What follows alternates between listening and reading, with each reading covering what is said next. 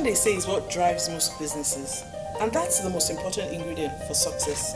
My guest today has great passion for watches. She's the CEO of Vintage Watches.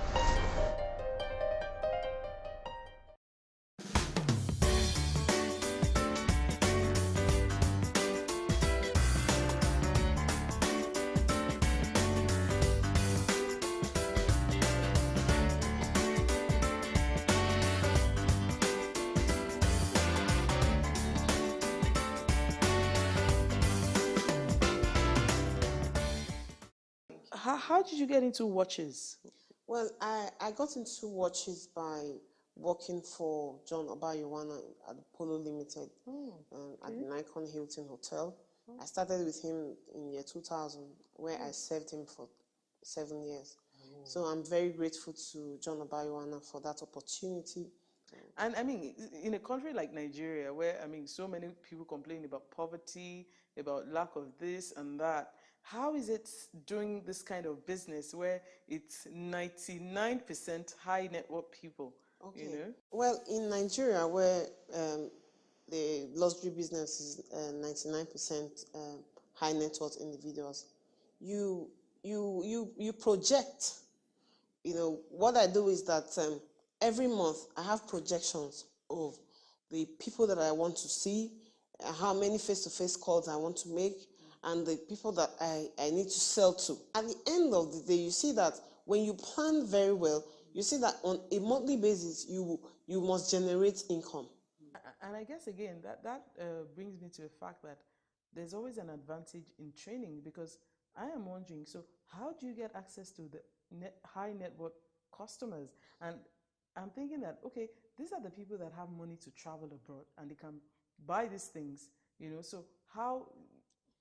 A lot of time, what we do, frankly, is that we buy information.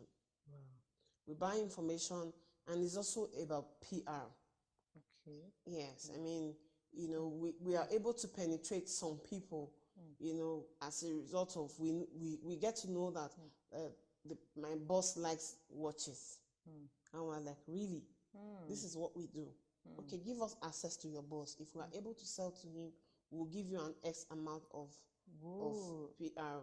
And sometimes it doesn't go that way, because it's like, no. And I'm like, okay, just assist me. If I'm sure your boss will be interested in what I have to sell.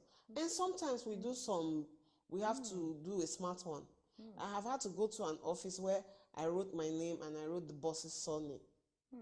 And the SA and the PA, they were all confused. They didn't know whether I was his sister or where I was coming from. They had to let me say the boss. Oh, his second wife. Yes, probably. This is Niger. Yes, this is Niger. And they took my form to their boss. And the boss was like, ooh, my surname? Okay, she could be my sister. Let me see her.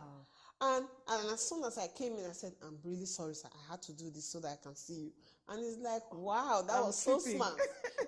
So he had to see what I have to sell. Wow. Because I already have information about the boss that he loves luxury watches. So, you know, you're not only an 18-carat lady, you're dynamite. You know, you practically forced your way into that office and explode.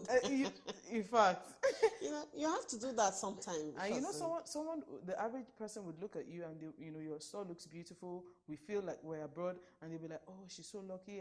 And see, your strategy is amazing. You have to create awareness. Otherwise, you cannot sit in one place and expecting to sell. You have to go out. Wow. You know, that's where my training comes in. You know, because that was what we were trained to do, really. You sometimes we do some prospecting, and you end up not selling. You have spent money in prospecting, but you don't sell. And sometimes the guy tells you, okay, oh, I wish this one doesn't have diamonds.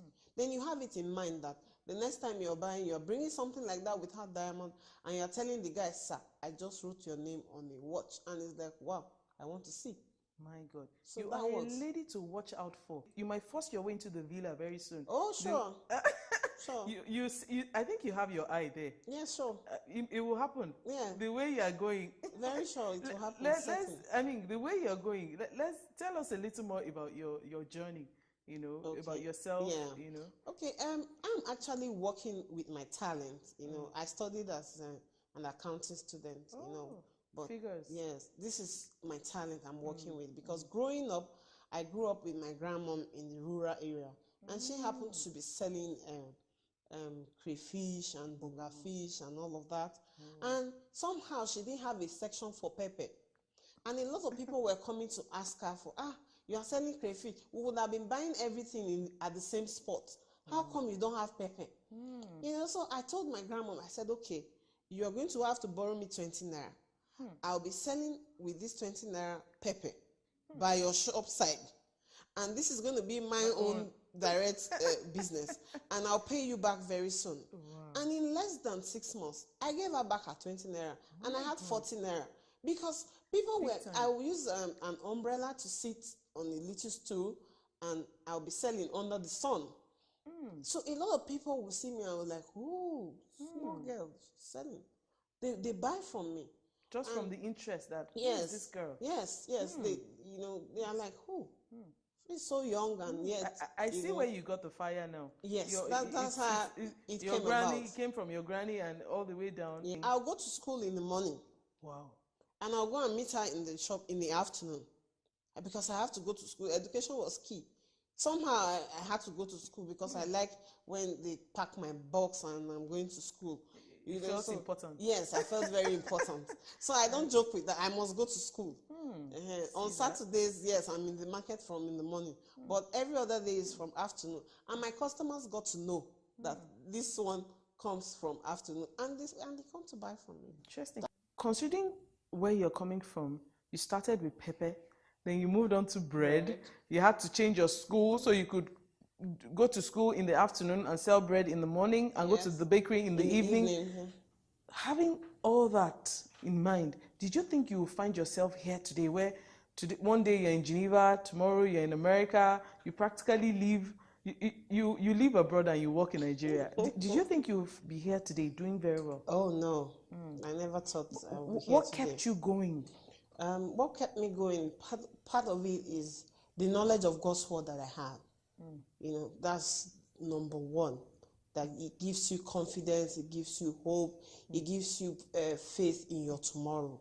You know that your tomorrow is going to be better than your today. So that keeps me going in the first place.